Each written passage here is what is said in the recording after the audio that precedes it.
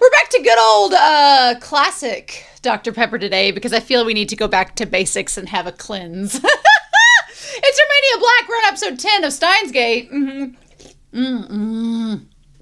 That sweet taste of Dr. Pepper. And I'm not gonna lie to y'all. I told Discord I had every intention to record this episode yesterday, and then I woke up feeling like garbage and was just at a migraine, was sick to my stomach. I slept in bed all day. It's like one of those rare occurrences where you're just so sick, you just can't. You get up to take the dogs out and then you go back to bed. You're just that sick. And I hate it because you literally waste an entire day. But that is neither here nor there. Anyway, it was Steins' Gate of choice to not watch episode 10 yesterday, but today is a new day, and we're on episode 10 of Steins' Gate, and as I'm recording this, episode 9 is out on Patreon, episode 8 is out on YouTube. I have not read the comments for those episodes yet, because we got the comments for episodes 7 and 8 to talk about today, along with a couple other things. I feel like there was enough comments that had accumulated. I'm like, we need to talk about those before we dive into this episode, so let us begin checking into that before we start. So Arc C with episode 7, there were quite a few people that talked about some consistencies and some little nitpick points that I had missed during the episode. And the mods were like, yeah, you probably need to know about this. So that's why we're diving into it. But I appreciate everyone not spoiling in the comments when it's not needed. Thank you. That way I can read your comments. So, Arc C for episode 7 is, I think Okabe was actually pretty reasonable with his choice of targeting the lottery in the past. The whole point of a lottery is anyone could be the winner, so changing who the winner is should have fewer ramifications to the timeline than some other event, especially when the prize is low, $7,000. But I think the main advantage for the experiment like this is that lotteries are documented, so it's easy to check who the winners are and not likely the information about the winner will be false. I agree with that. I will challenge it in two ways. One, them winning the lottery, even $7,000, does put a paper trail out there. So if CERN was detecting them, if I'm getting into my conspiracy tinfoil hat theory with Okarin and the organization that may or may not exist, but if someone were tracking them, having them listed down as the winners would be a way for them to track them regardless. Second, $7,000, it may not seem like a big deal to change the effects of who wins the lottery and, oh, this person hasn't won the $7,000 and now Okarin and his crew have won the lottery. But if you're an adult and you know the value of money and you know how much even $500 can change the impact of your life and the trajectory of your actions and where your life leads, $7,000 is a huge deal, actually, and someone winning that amount, it could have drastic ramifications on their life, and them changing that is still really bad. So, not that it matters at this point, but it's still like just the idea of changing the lottery, as low stakes as that seems. I know students that $1,000 has made the difference between getting a degree and changing the entire course of their life and not. So as a teacher, I will challenge that notion and say that even the tiniest little significant change has a butterfly effect, as we've come to find out, and has drastic ramifications on your life. You may not think about it at the time, but I do all the time. And so, yes, I will say, but of all things they could have picked, like you said, a lower stakes option, but still don't change the past. As we're learning the problems of that are, and we go through that. Translatita for episode 7 says, Moika did not send any D-mails. They just asked her to come up with one and to write it in. Okarin is the one who sends it and moves it to a different world line. The email travels back in time, or rather appears in a different world line, and stays in his inbox. In this new world line, Okarin finds the email with the winning numbers, but since he's a bit paranoid, he tells Ruka or sends a message, not a D-mail since they weren't trying to change the past, to Ruka with the numbers. Then about a week later, Ruka shows up, says sorry for filling in. We're going to get about the numbers thing, and I hope that this helps. So we're going to talk about Ruka and the numbers, because I missed a part in a previous episode, and now it makes a lot more sense. And we're going to talk about that and the effects of it. But yeah, so Moika did not send the D-mail. Moika just had an idea and Okarin sent it. And that's why it's had the effect. So I'm glad you cleared that up. That makes a bit more sense throughout there. Hopefully I'll remember that as we discuss later on. Now, Fife added on to that with episode 8 saying, what I think happened with the lotto numbers is the world lines did have the same winning numbers. The D-mail didn't change that. But Ruka filled one of them in wrong, and that's why they feel guilty about the whole thing. Yes, so that one scene in episode 8 where Ruka is like standing outside and they look really guilty and they're like, and they're looking at the lotto ticket. I think it's in the opening of episode 8 and they're like, that's because they filled in the wrong number.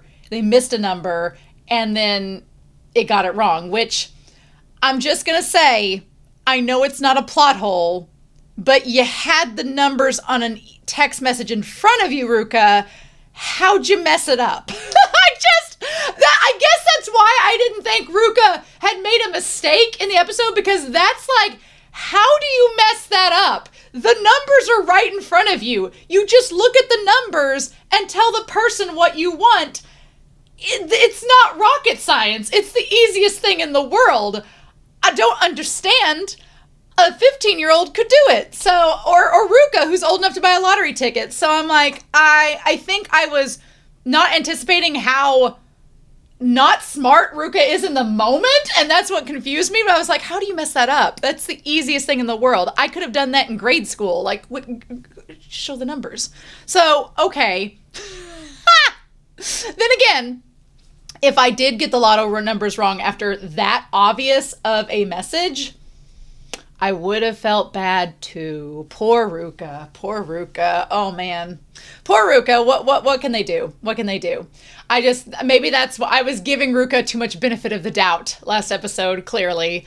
And then episode 8, Alexander Q says, I wonder how Ruka found out about if their mom had a pager. How did that conversation go? And even more important, how on earth does their mother remember her pager number? I can't remember the phone number I had 10 years ago, and I don't have it saved anywhere, so it truly is a miracle that Ruka was able to get that information. Yes, this is something I spent time thinking about amidst all the quantum physics in the show. The organization cannot distract us. Exactly. I will say this. I have had the same phone number since high school. I have demanded that I've had the same phone number, so it very well could be that the mother had whatever the mother's pager number is, their phone number ended up not being too different. Maybe that's just what it amounted to. Maybe, and if they were in high school and they had their phone number, their pager number memorized, you know, it's kind of like in the US, your social security number. I had to memorize it when I was younger because we went to an event showing cows, of all things, and you had to know your social security number so they could pay you if you won. And so my parents were like, you have to memorize this because you're going to need to know it anyway. And I was like, okay. So I have my number memorized, and I've had it memorized since middle school. So it's very possible she had to memorize her pager number. And that's just it. The new generation doesn't memorize how the older ones did, and that's my crotchety old man speech for the rest of the day. But anyway, so that's very likely. Very likely. What do I know? I'm just a millennial. Anyway, Alexander Q goes on to say, I do have to wonder if eating the more vegetables to make a baby girl is some kind of Japanese folktale. It would be super interesting because it's not one I've heard before, and Ruka seems to genuinely consider it. Or Ruka is just really sheltered, which is plausible enough with their demeanor. Here's the thing about that whole deal, because I got curious after Alexander Q's comment, and I was like, is that a Japanese folklore thing? Not necessarily. However, CarolinaWaterbirth.com, which is a website I never thought I would visit, talks about, is it true that what you eat predicts the gender of your baby? Here's the thing. And I thought about this during the episode because I was like, and maybe we talked about it in the discussion, but in episode 8, but I was like, the dad determines the gender. It's the sperm that carries the gender. So it's anytime you watch a terrible gender reveal and the dad's upset that he's having either a daughter or a son, it's like, well, that's your fault because it's your sperm that you know, we just got eggs. The eggs are neutral. It's you that's got all the responsibility, sir, to determine that. So don't blame us, you know. But CarolinaWaterbirth.com says, is it true what the dads eat could predict the gender of your baby? There's a science to this. So apparently, It says recent studies have suggested a possible connection between the father's diet and the likelihood of having a boy or a girl. This theory is based on the idea that certain nutrients or dietary habits could impact sperm cells produced by the father, therefore affecting the gender of the baby. Research has shown that the components of the father's diet, such as levels of certain nutrients like zinc or calcium, can alter sperm cells. These changes could potentially influence the likelihood of conceiving a male or female baby. For example, diets rich in zinc have been linked to higher levels of testosterone, which could favor the conception of a boy. On the other hand, diets low in potassium and sodium may be associated with conceiving a girl. So they have this whole list on here saying of things that are like low potassium and low sodium. So if you eat a lot of blackberries, have a lot of fruits, there's lots of fruits listed here like watermelon, and then there's lots of vegetables that are low potassium that could influence having a girl. I don't know. It says zinc-enriched foods encourage the consumption of foods high in zinc. It says if you're curious to explore this concept further, here's some tips that may help you adapt the father's diet in a way that could potentially favor conceiving a boy or a girl. Zinc-rich foods if you're aiming for a baby boy. Calcium-rich foods may be beneficial in conceiving a girl. But balanced nutrition is overall the bottom line. No matter what your baby's sex is, eat right. But anyway, now again, this is a water birth website that is offering information to parents. I assume since it is of a medical center establishment, they would try to have accurate information, but we never know. It's not a .edu or .gov site. So as an English teacher, I'd be like, I don't know if this is accurate or not, but it's one of the main sites I found that was not just a Reddit that had information about that. So I think it's interesting. So Ruka just needed to get a hold of the dad, not the mom, but maybe the dad didn't have a pager, and what could we do? Anyway, Alexander Q also says, Okarin being in his late teens or early 20s makes sense with how he acts, to be honest. Not only his dramatics, which require a certain energy, that youth will help, but also because he seems to teeter between recklessness and caution. He seems to just be about to catch the implications of his actions, the bigger ramifications of the things he is doing, and yet at the same time, he proceeds and acts, in all honesty, a bit brashly and foolishly. I love it. I think it works well with his character as a small world-building detail. Yeah, as much as I want to shake Okarin at times, the fact that he's like 19 years old makes so much sense, but also 19-year-olds don't need to be having time machines. This should not be happening. So then we have the dub for episode 9. And I know this is a long intro, bear with me. But the dub for episode 9 had a lot of good one-liners and also helped to kind of both clarify and make me question certain things even more. So when Okarin's going up to the rooftop and he's carrying the laundry and he's talking about how Daru just instantly confessed to Ferris, the English dub, he's like, well, evidently a secret is what we tell one person at a time. Which has been this show. And I'm like, come on now.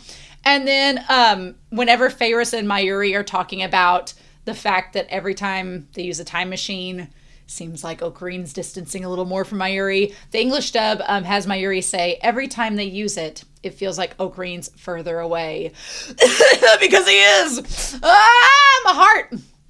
This will not end well, but we're not there yet, so we're just not going to worry about it. And then, so the nerdy otaku line that Kurisu says in the English dub, what they chose to say was, could you be more of a Wesley? And then Okarin responds with, well, yes, Madam Next Gen.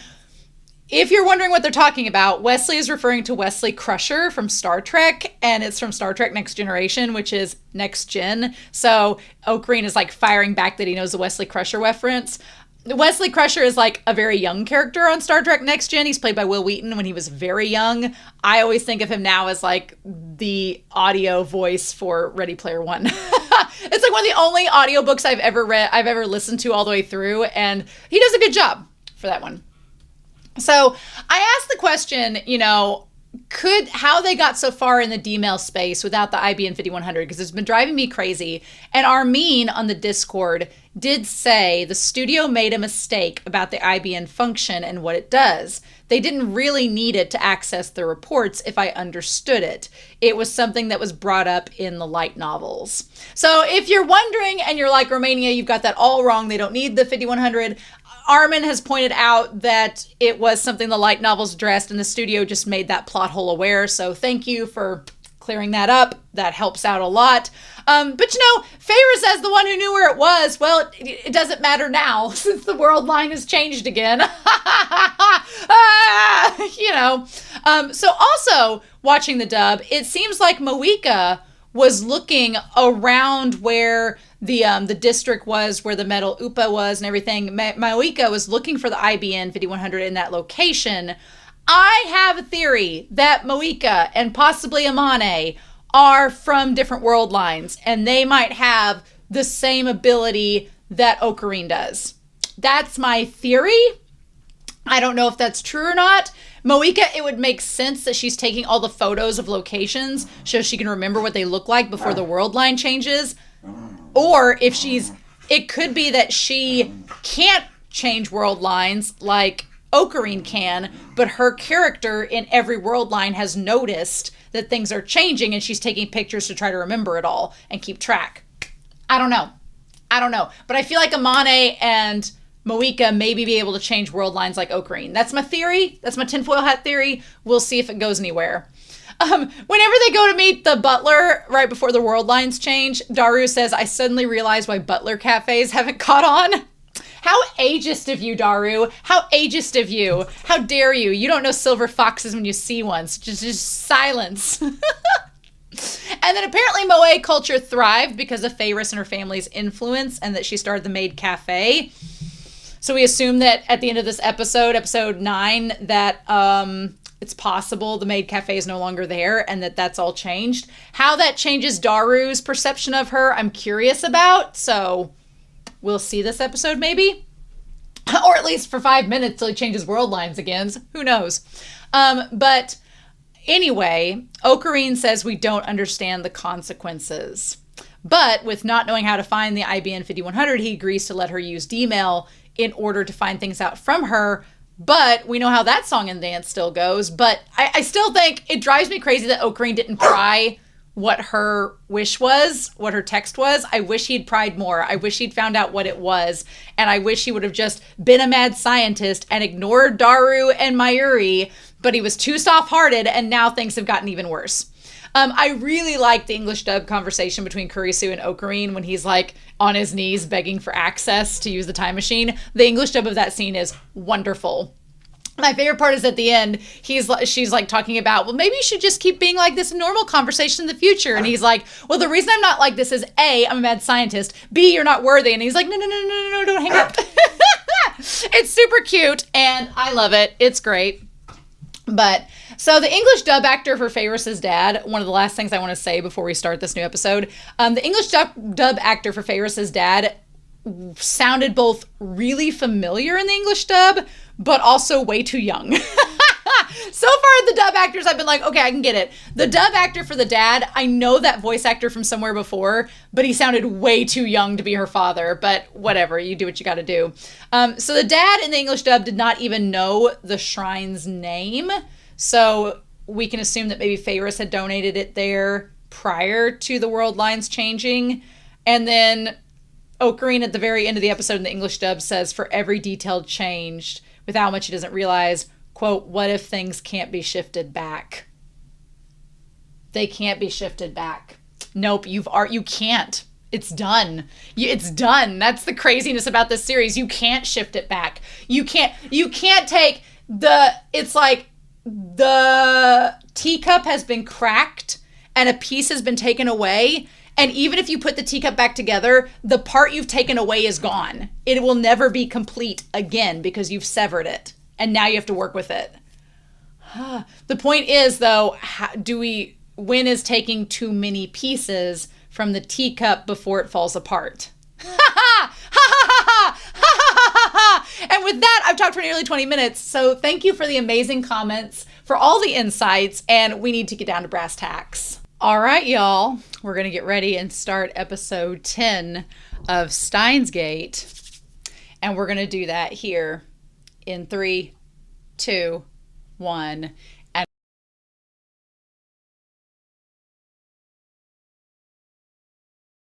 this episode was ominous.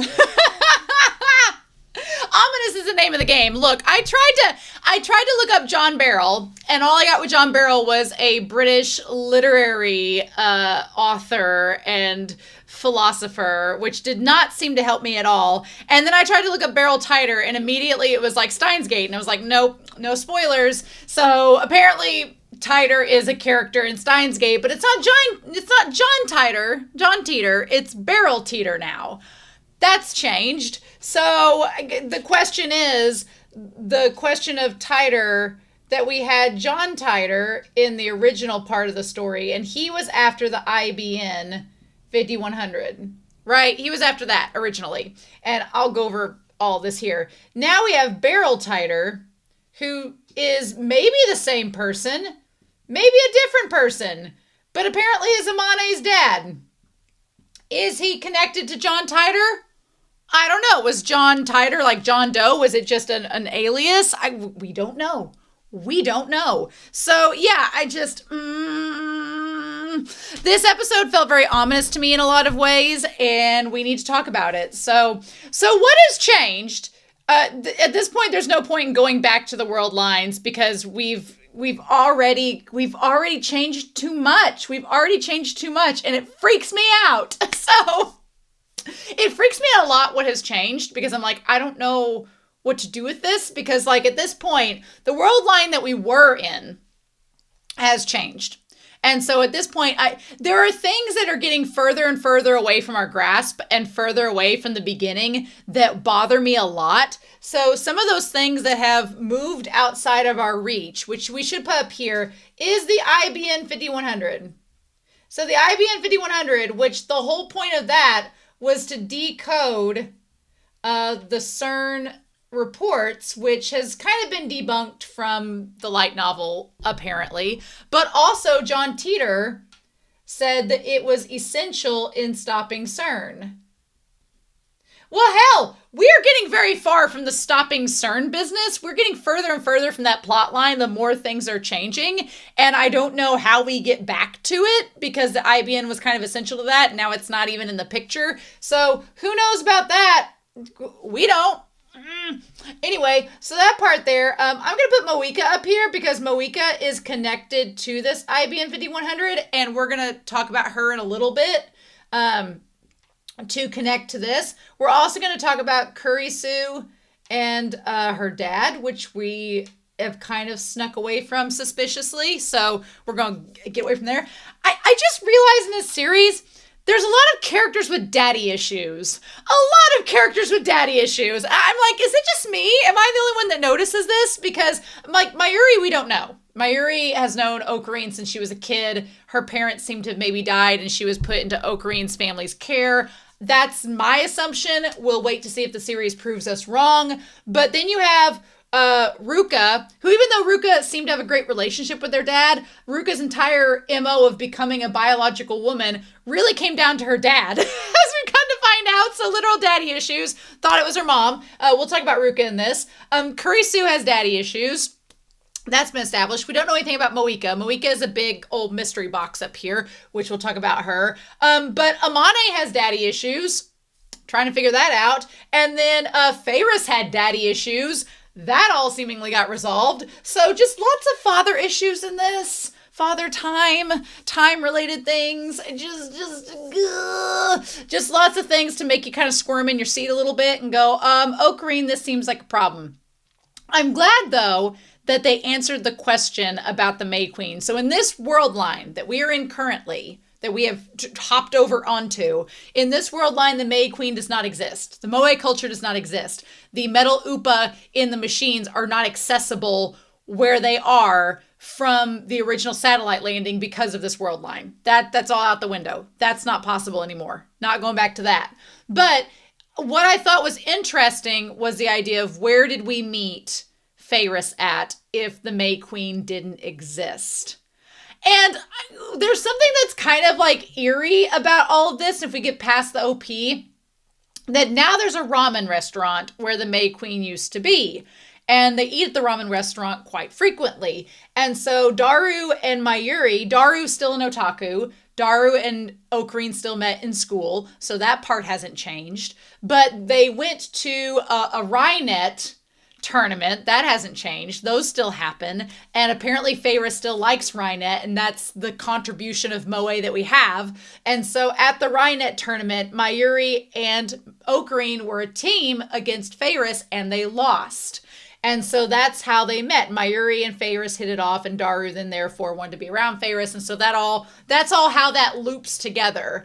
It's interesting to me because it kind of ties back to the idea of free will and fate, where you're fated to meet people, and no matter what happens, you're going to end up meeting them. So throughout all of these world lines, even though little things have changed with the characters themselves, it's almost as if fate intends for them to meet. Like these characters, Daru and Mayuri and Okarin and Feyre, all met in the same location, even though it was a different place. Even though it was a different thing, they all still ended meeting up. Like the cosmic order has dictated that you're going to meet this person at this place, no matter what it is at the time. That's kind of scary that you don't really get control over that. It's going to happen. So that's scary, but okay. And so Okarin gets that answer to his question and is like, okay. Then we have the confirmation that Ruka's a woman now. Biologically, in every sense, is a woman. So good for Ruka, because that's what Ruka wanted. Ruka wanted to be a woman biologically, so Ruka got what they wanted in this world line. Also, flat is justice. Yes, flat is justice. Love it. As a fellow flat girl, I hear you, and I'm like, yes, thank you. I believe in that justice as well. But then, yeah. And they're like, no, I'm not going to go swimming with a pervert if it's just the girls. The secondhand embarrassment for Okarin getting Ruka's gender wrong and also groping Ruka in front of everyone. One, glad Kurisu smacked him upside with the book, but also Okarin, big no-no, 2011 no-no. And I like that everybody is like, you messed up. I got really worried about this scene, not only for the fact that Okarin is immediately proven wrong, should not have groped Ruka. That's not cool. No, thank you. But also because of the fact, as I like Amane has the toolkit, and Kurisu's like, they've been saying that this whole time. So she hits him with the book. I want to see what that book said. I've been saying that the whole time. What was the book that was hit? I want to see what that book was because I feel like the title of it is relatively important. So the book is what is this? Der Glucklich, let me see here. Der Glucklich, it's Lichte. So we're going to say Lichte. Let me get it right. It's Gulk, Gluck, and then Lichste. Glucklichte, and it is by Hans Schmidt. Okay, so Hans Schmidt was a priest, I believe. Let me see here. Hans Schmidt was a priest. A priest, a rapist, a convicted murderer, and suspected serial killer. Oh, okay. Why do we have a book by him in there? What is happening? What's going on? What's the book? What is happening?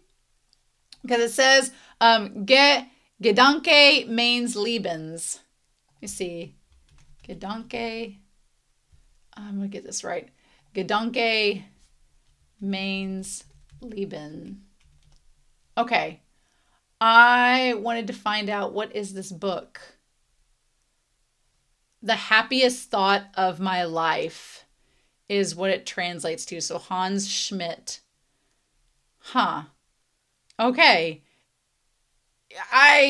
Okay. So basically, I guess maybe it's referring to the fact that it's calling out Okarin for having the perverted thought when really he wasn't being perverted. He was trying to prove a point that the world line hadn't changed that dramatically, but it has. So there's that now, which this is the part that kind of scared me a little bit. And that's the fact that so far when we think of it, we're like, oh, well, everything's worked out fine. Because look, Feyris wanted to be closer to her dad and have her dad possibly be alive. And look what happened. Now she gets to be possibly with her dad. And sure, these stores that existed in this culture that influenced the entire area is no longer there. But everyone met up regardless, so everything's hunky-dory, right? We're not going to look at the looming implications of what's happened because of that. It's fine. People's lives have been affected, but it's fine. They all met up. Everything happened as it should be. Sure. Then you have Ruka becoming biologically a woman, and it's like, that's what Ruka wanted. So they're a happier person. So case in point, everything's working out. The thing is that what they're doing in changing the world lines to fit what these people want is essentially, playing God. And you're not supposed to do that. And it just happens to work out. But so far what we've seen is that Okarin has bore the brunt of the reaction to this happening.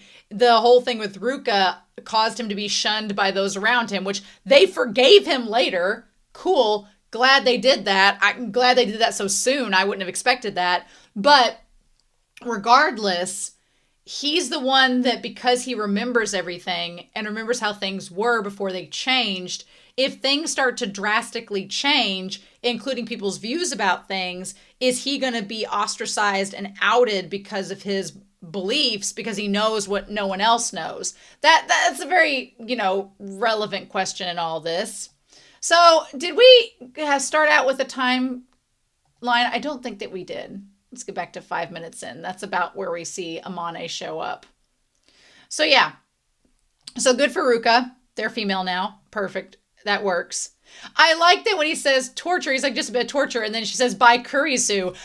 Whatever timeline we go to, whatever world line we jump across to, Kurisu is still enemy number one, according to Amane. And I think that's important. I feel like that's important. There are two things that are somewhat constant.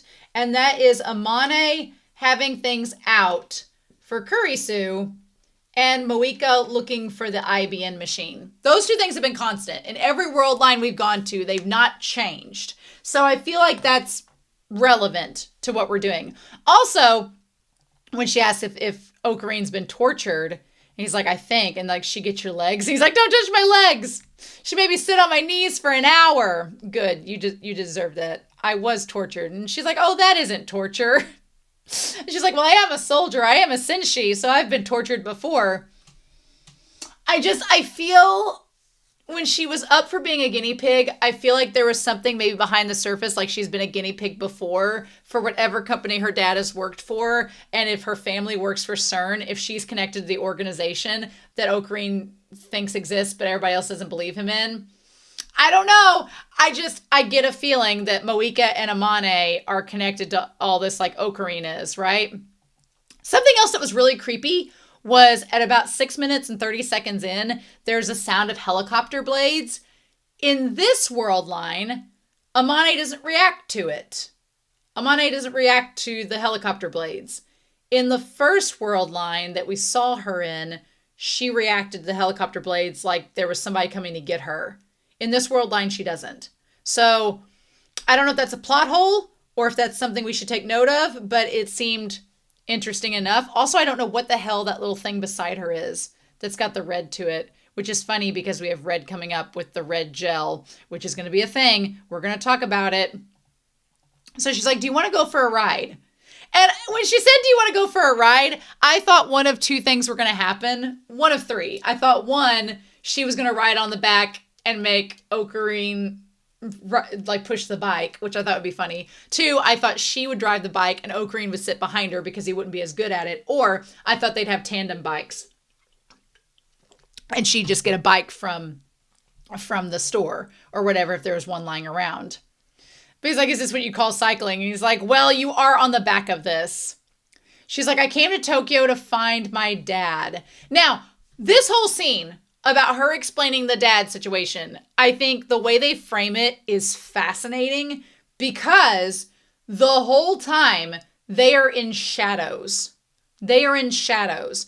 And beside them, beautifully executed, is a cut down the stairs, and there's the light on one side, shadows on the other. Now, symbolically, light refers to the truth, and shadows refer to either truths being hidden or truths being not told or lies being told.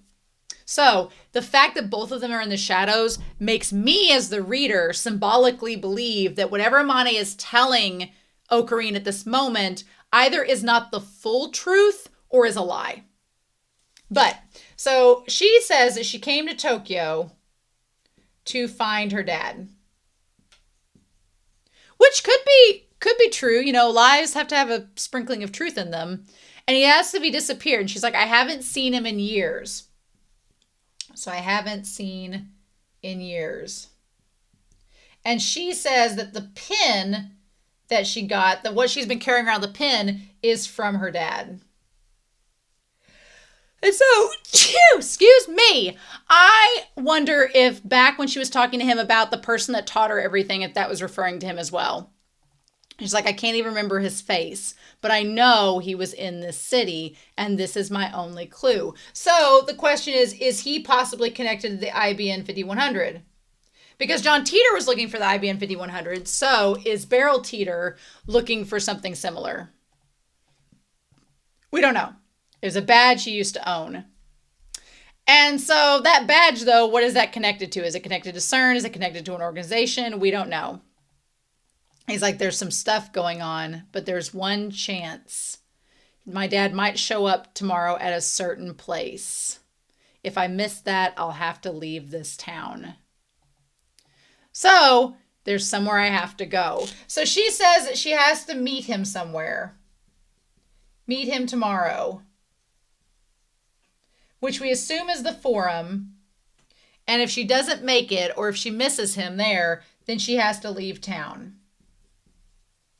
Which seems rather sudden. She's like, there's somewhere I have to go. It seems rather sudden that she just got there as a part-time person. And she's like, if I don't see him tomorrow, I'm going to have to leave town and get another job elsewhere. And she's like, I was always planning on giving up if I couldn't meet him. And Okarin's like, well, you know, you being uneasy, you can't give up. You're a part-time soldier.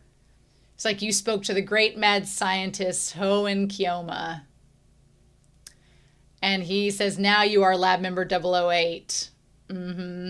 You'll be our guinea pig. And she's like, well, what are you going to do? And now they're in the light. Notice he's like, we're going to change the past. You may think me cruel if you like, but there is no escape for you.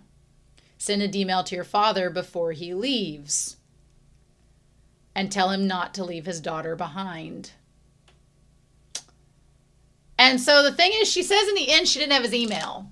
So his whole thing was, the idea was to send a D-mail to the dad from her when she got to the lab. Okay? So, that's important. Whenever she went to the meeting, no matter what happens, she was supposed to come back to the lab and they were going to send the D-mail. And that was going to be it. Okay? And she's like, well, that's nice. Thanks. I feel better now. I have to get back. She's like, thanks for talking to me. I'm like, you're not going to give him a ride on the bike back? It's like, whether you see him or not, come by the lab. And she just laughs about him using the sentimentality. And she says, that's terrible. And she leaves him in the light and drives off into the shadows. And the birds just paralyzed in the air. It's like, I don't know. So that was the experiment. That was what's supposed to happen. So anyway, now we have August 9th at 1500 hours. I thought that the whole thing, okay, if we go back, okay, it was August 8th. Okay, I apologize. I was freaking out in the reaction because I thought that we went back in time, and I'm like, how did that work? We did not go back in time. It was August 8th, and then it was August 9th. It was the next day. Okay, that all makes sense now. I freak out and get a little paranoid in this series. I can't imagine why. I can't imagine why that would happen. But yeah, so they decide, he's like, I'm going to explain operation. So this operation is called Eldnir. We need to look up what that is. He likes a lot of Norse mythology. So Eldnir. Hymnir? What is that? Okay, there we go. Myth and folklore. So it is fire sooty, a cauldron in which the cook of the gods prepares for another person's evening meal. Interesting. So yeah, basically it's just about a cooking thing, which that makes sense because they're cooking a meal, a Last Supper for Amane, the Last Supper in Tokyo for her, to cheer her up if she doesn't see her dad, and then send the D-mail to try and help her reconnect with her dad. And so Daru, interestingly enough, Daru was supposed to be going to this forum, which is interesting. So I wonder, the end of this episode made me kind of nervous because I was like, why didn't we see what happened when he followed her? Why didn't we get to see that? Why did we cut to immediately the aftermath? What does that mean?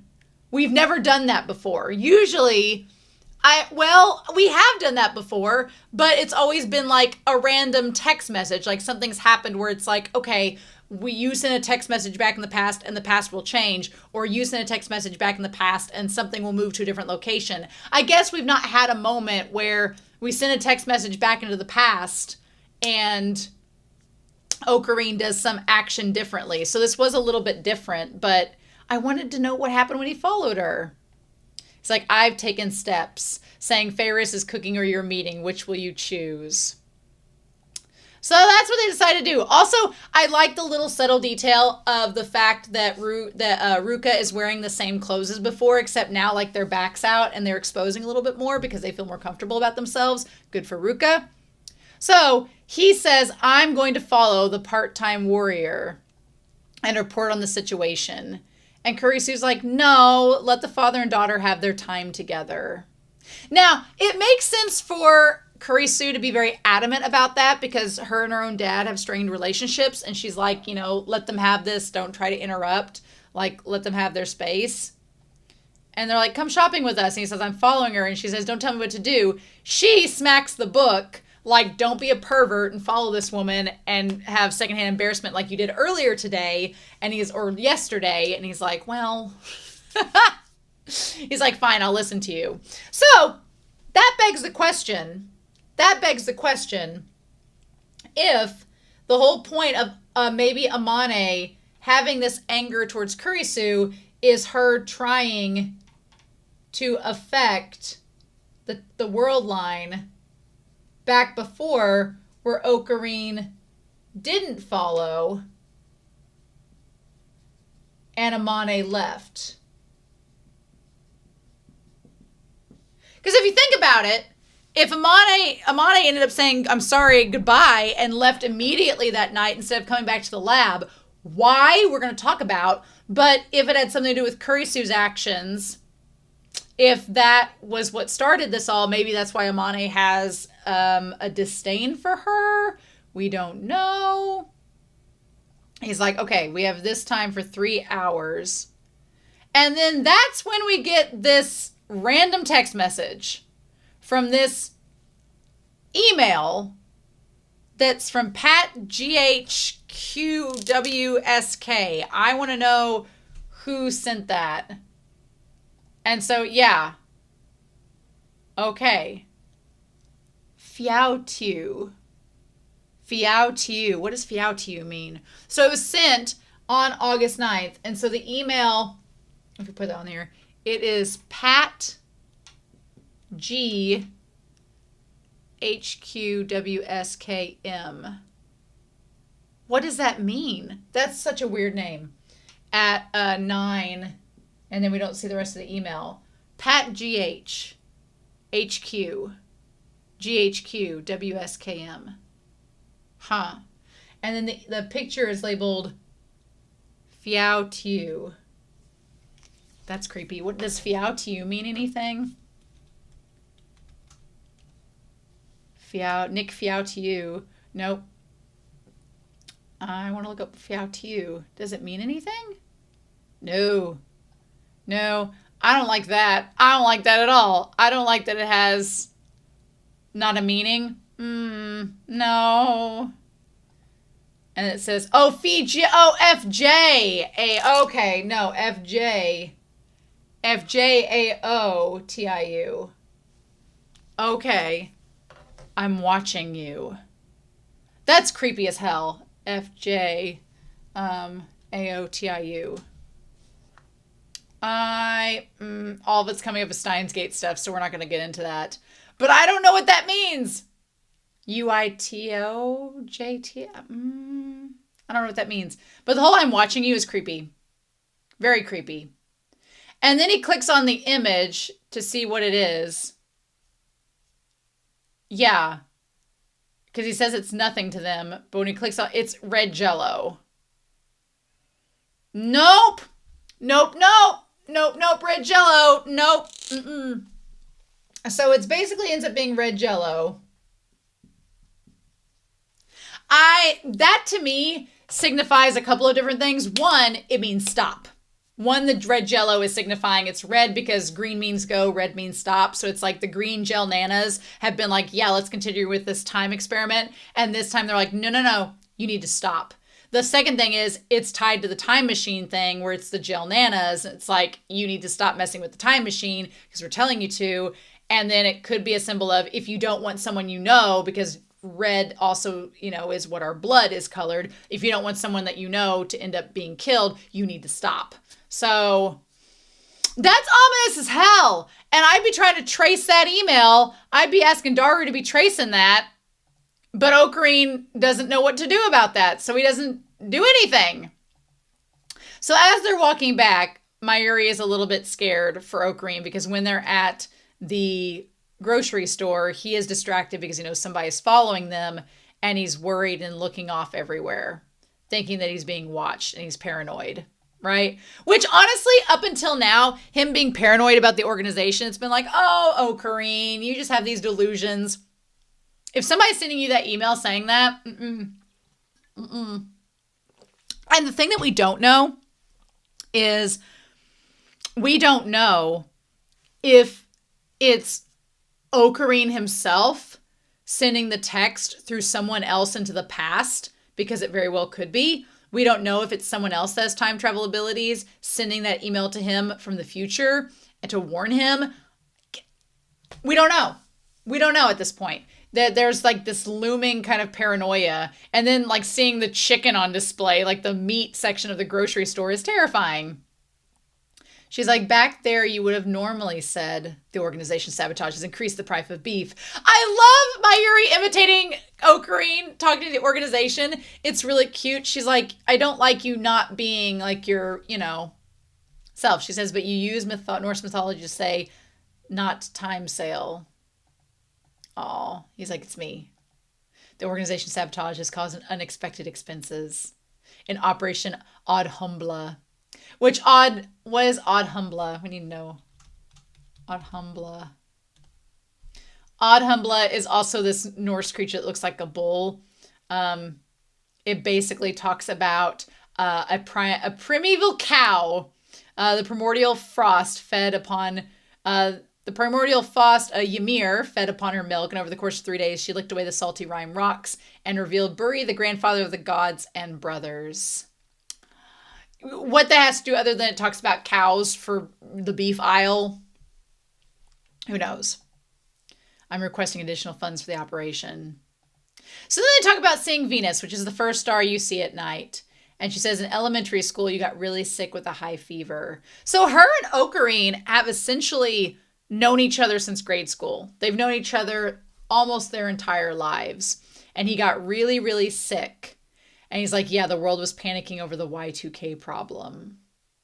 I remember I was in middle school when Y2K would have been 2000. So I would have been 12. I was 12 when Y2K. And I remember that my parents, because this was back in the late 90s, early 2000s, where parents trusted kids to not be fools. I remember that we were 12 and my friend's sister was 16 and she babysat us. and we all went over to my friend's house with his older sister, and she babysat us, and we watched movies and had popcorn, and it was New Year's Eve. My parents all went out to party with each other and left us with the older sister at home. And I remember that I remember being kind of scared about Y2K, but I was 12, so I didn't really know what was going on. I just heard that all the computers were going to reset or some like technical thing was going to go on. And some people said it was the end of the world, but I was like, no. And I remember at Y2K, we were like, and then nothing happened. And so people have been talking about like the power grid going out and things like that. And then nothing ended up happening. And we were like, okay. So it wasn't as big of a deal then, but it was, publicized where a lot of people were panicking. So around that time, he probably would have been about the same age. And Mayuri's like, I was scared you would die. And so I prayed to the sky, and there was a falling star. And I said to the falling star, for Okarin, don't die, Okarin, 3 times. And the next day you got better. And so I saved your life. And there's a really interesting moment with this. One, Okarin's face looks horrified that someone else, that Mayuri thought back and was worried about him like that, and he didn't even know, and he's just learning about it now. But it kind of relates to this idea of Steins Gate, because he's like, well, no, that was just the choice of Stein. It wasn't you saving me. But you have Mayuri, who tried to mess with the cosmos to save her friend, and Okarin has to tell her, well, no, you messing with the cosmos didn't save me. It was, this other force at work. And I don't know if that's supposed to directly translate to now, where Okarin is tampering with things that we talked about at the beginning of the episode where fate intervened and they ended up meeting anyway. If Okarin tampering with this to get to some conclusion is not what's going to get him to that conclusion, he just thinks it is. So I think that's interesting, though. She's like, I like learning about this. And she goes, oh, it was. He's like, I see. Remember what you said when you got sick and collapsed.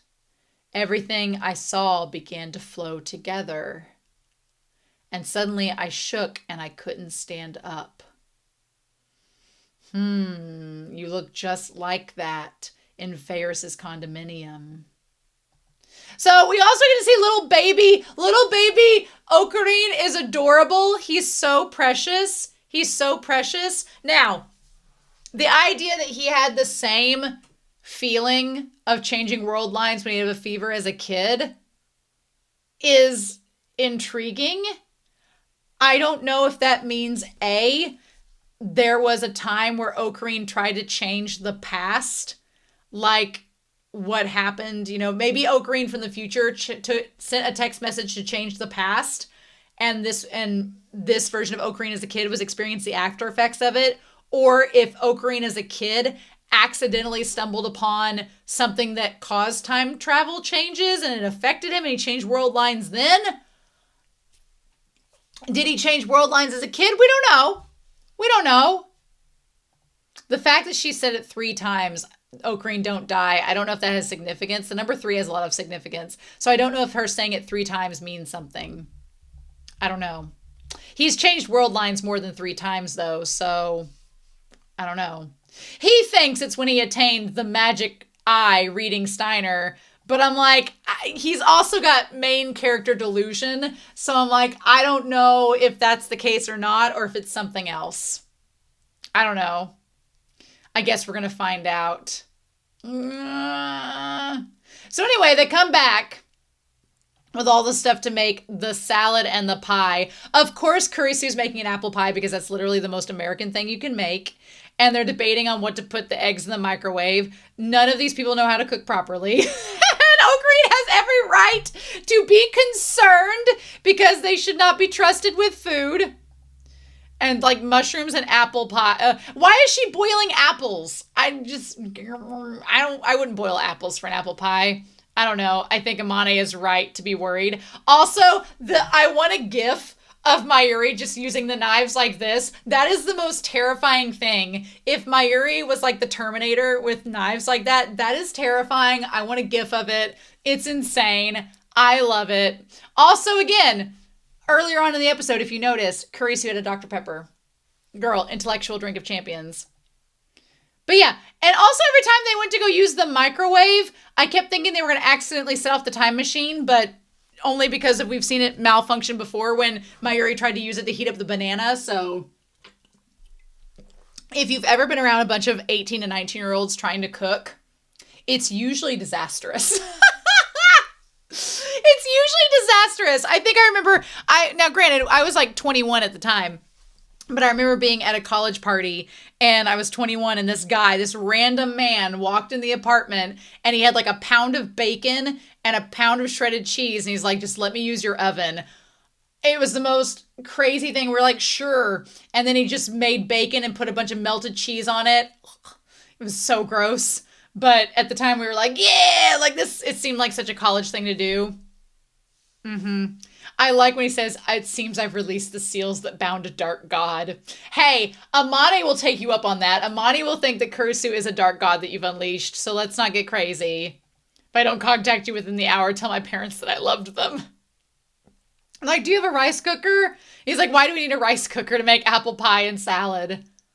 Oh my God. Also, girl, what are you doing with these apples? Anyway, so they get out two things. I was like, they're looking around.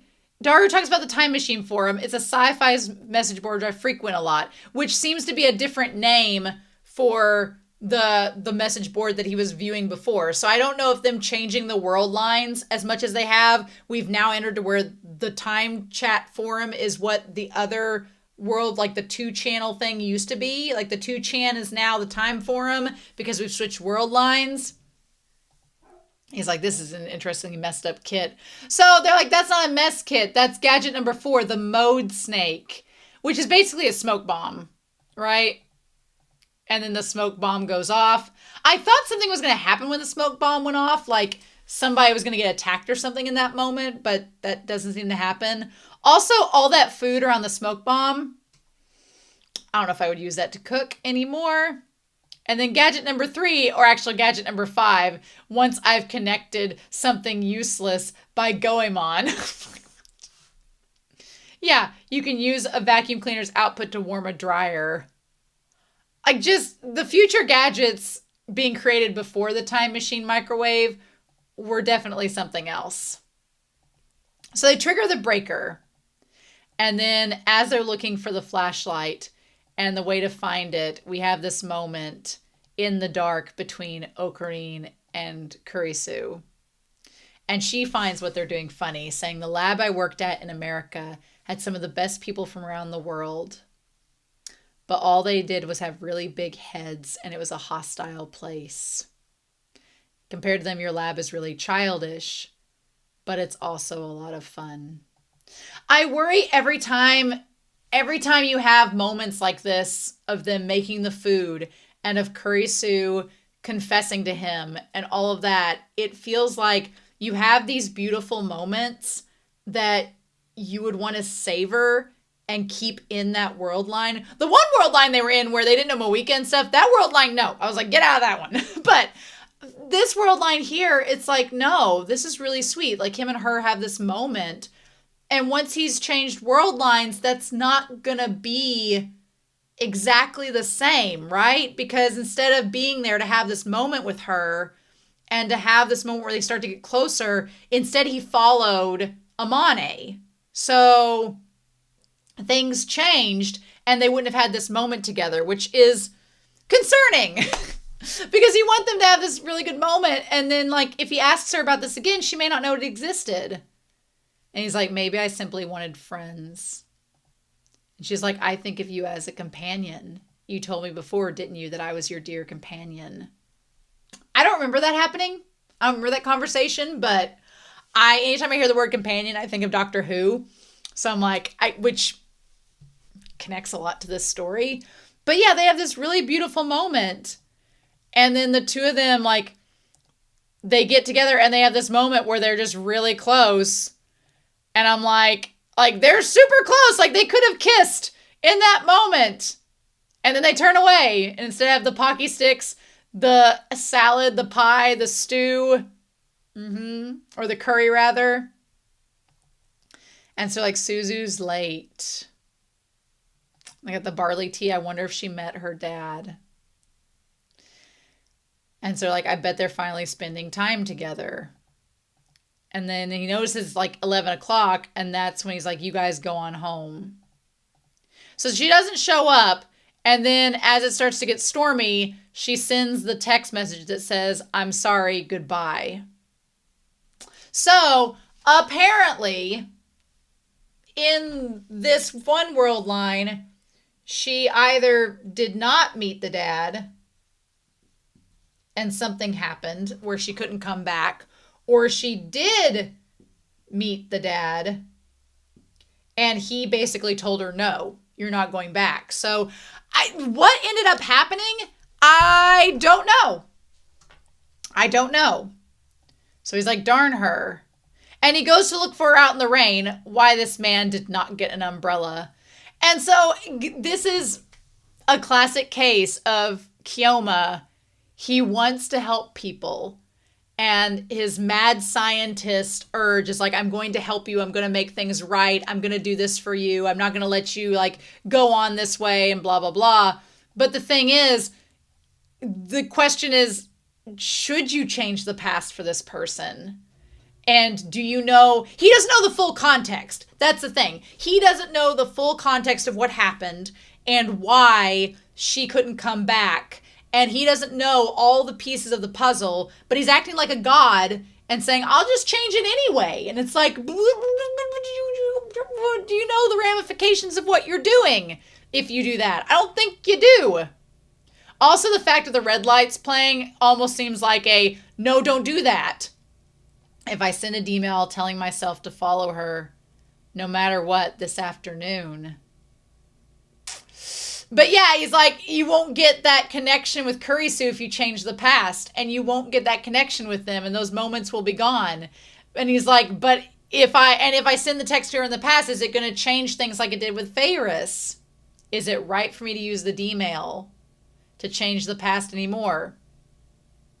The answer was no. The answer was no like 5 world lines ago. But it's too late.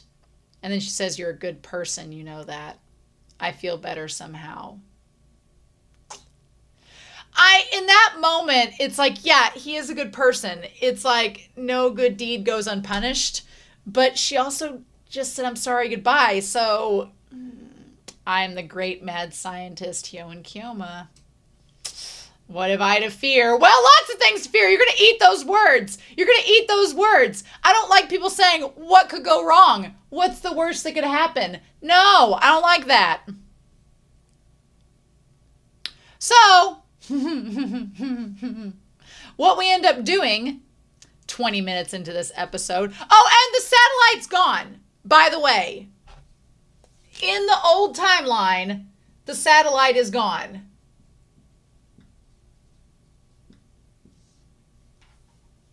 So, was the satellite... The question is, was the satellite there? That's a really good question. Ah, damn it.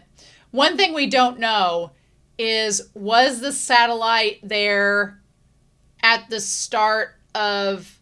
Like, how long did it take for it to leave? I don't think we saw it after they changed the world lines with Ferris. So, the satellite's gone there. So...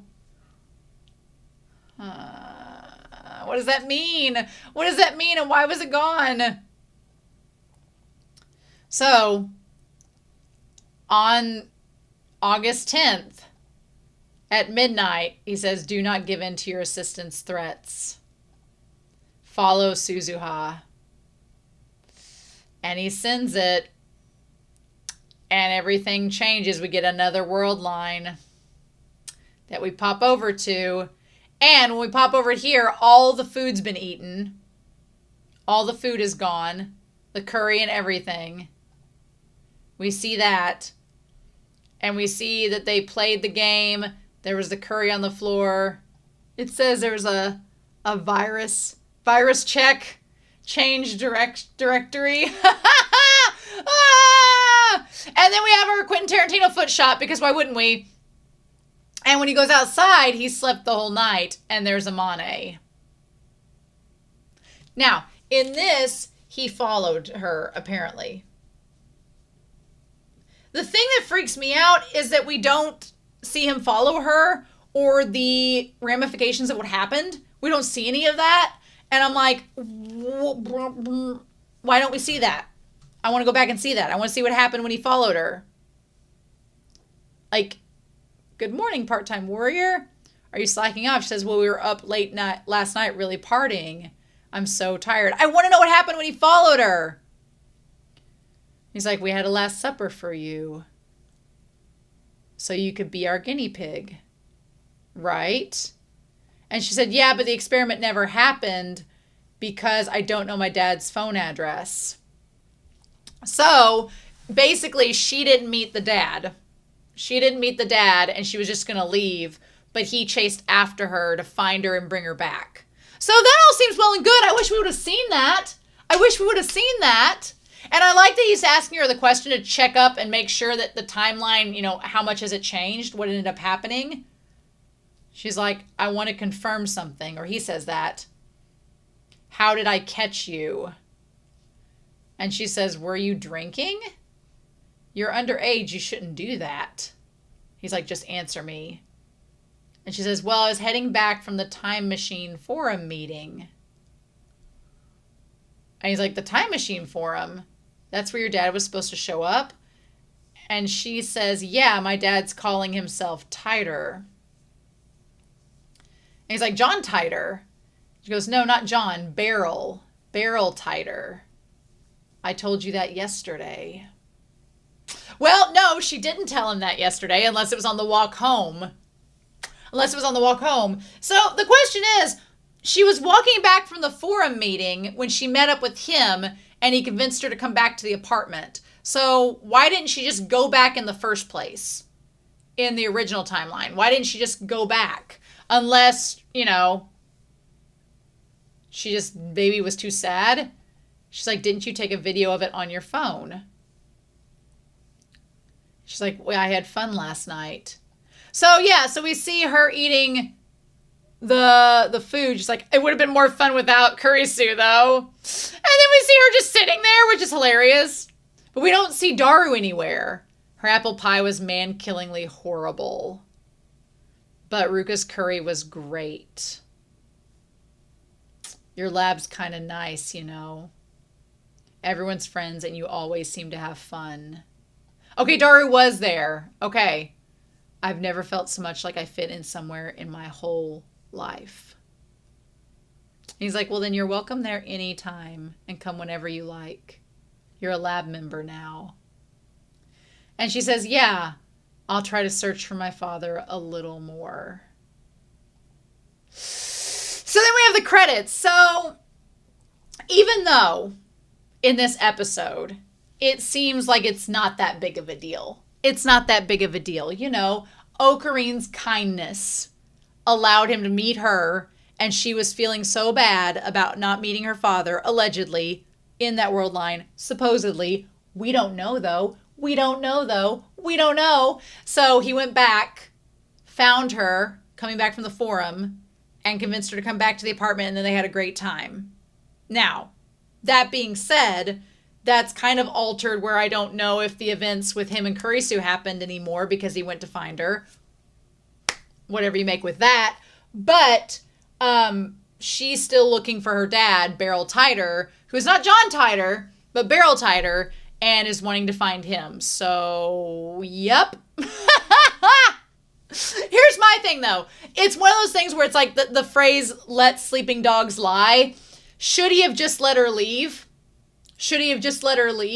Because even though it seems really kumbaya right now, where she's like, nice lab you got here, and you guys are all kumbaya family, and I felt like I found a place to belong. It all seems great. It all seems like that is a wonderful scenario. Everybody's happy, etc.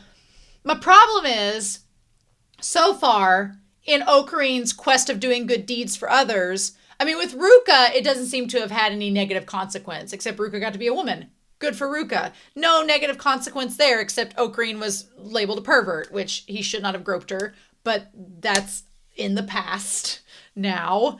And he knows better now, and he was hit with a book and made to kneel for an hour, so there you go. But with Ferris, the actions to help Ferris and her father with her daddy issues has had ramifications of the entire world. And even though it doesn't seem like a lot, it's still a big deal. even though these 19-year-olds are not considering how big of a deal it is. And if Amane using the time machine to reach her father has an impact, what is that going to do to the past? That's the question. Because here's that whole butterfly effect, right? Here's that whole butterfly effect. Sure, the no more Moe and no more May Queen didn't stop Daru and Mayuri and them from meeting her. The butterfly effect wasn't that big. The wing flapping wasn't that huge, at least in terms of the meeting. It was huge in terms of that entire part of Tokyo not existing in the way that it did in a previous world line, but that's just a little simple butterfly flap, right? What if Amane, in finding her father, what if that butterfly effect involves or affects Okarin and Mayuri's relationship? What if it affects their past and them meeting? What if it affects Moika? What if it affects Kurisu? Like, the two biggest questions I have right now are, why does Amane dislike Kurisu so much? That's still floating in the air of mystery. And two, why is Moika constantly after the 5100? That seems to be constant throughout every timeline. Why? So it all seems like everything's fine and kumbaya and Okarin's doing these good things. But in the back of my head, I have this ominous feeling of, you say you're doing these good things, but I just feel like something really bad is going to happen because of that. And we'll just see what we get. So this was a really good episode. I am going to be nervous laughing all week until I watch episode 11. But in the meantime, I'm excited to read your comments. I cannot wait to hear what y'all have to say about this episode. And I hope you all have a wonderful week. Please stay safe, take care. And yeah, I'll be back very soon with more of Steins Gate. Bye.